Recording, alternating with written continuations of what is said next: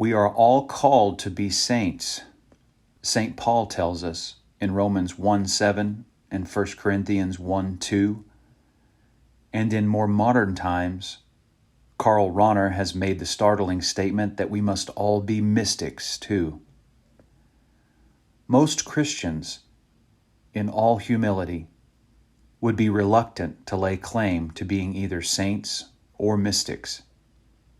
Some may even believe they can sum it all up in a way that is the perfect deterrent to aspiring too high. Saints are very holy people. Mystics are very strange and peculiar. Saints go about doing good works. Mystics keep to themselves, are difficult to relate to, and are likely to go off into trances, have visions, or levitate during their excessively long hours of prayer. This is far from the concept that Evelyn Underhill would put forward. There is no need to be peculiar, she assures us, in order to find God. There is, however, a need to be obedient. And since, at our baptism, we are initiated into a mystical life, we have to face the prospect that God may be calling us to be saints, or mystics, or both, with all that that implies. The distinction between a saint and a mystic is, in some cases, minimal, and at times Evelyn uses the terms interchangeably and concurrently. No deeply religious person is without a touch of mysticism, and no mystic can be other than religious, she wrote. Yet there is a difference between them, and it is one of degree, of perception, and of experience.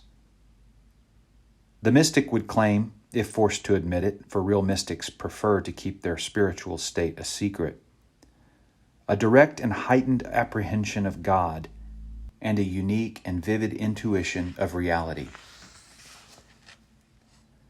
The mystic escapes the sense world, ascends to the apex of his or her spirit, and enters for a brief period into the more extended life of the all.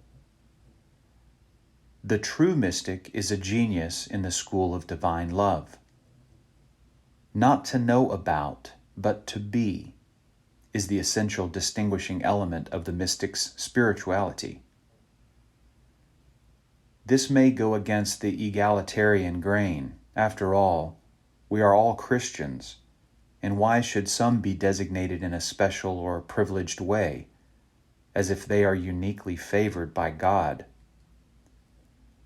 But every art and way of life has its specialists, its examples of excellence.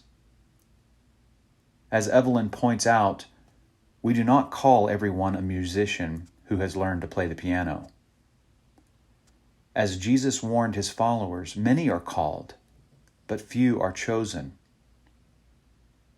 It is not that God is unjustly selective and plays favorites.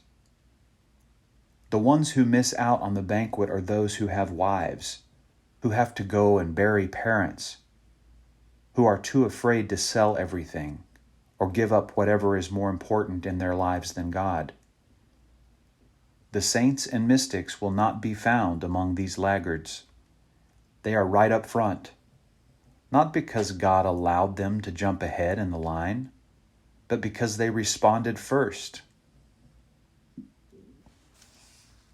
Evelyn describes the saints as self-emptied vessels of the holy, who have been emptied so that they may be filled by God.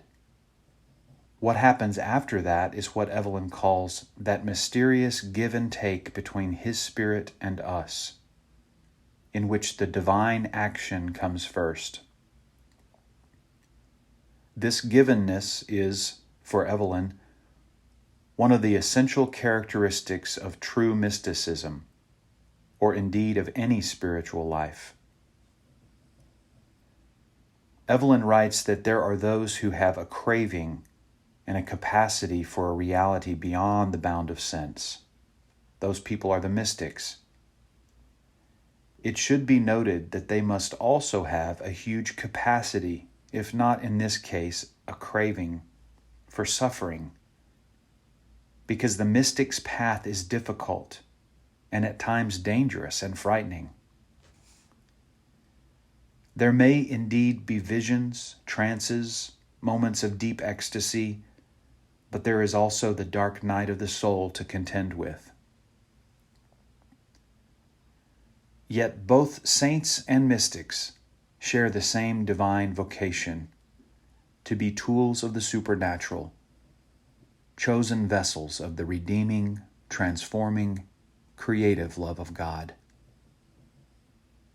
They will willingly work and suffer in the dark, asking for no assurance of result. They will, like Jesus, pray from the cross, the arms stretched out to embrace the world, and the eyes lifted up toward the eternal God.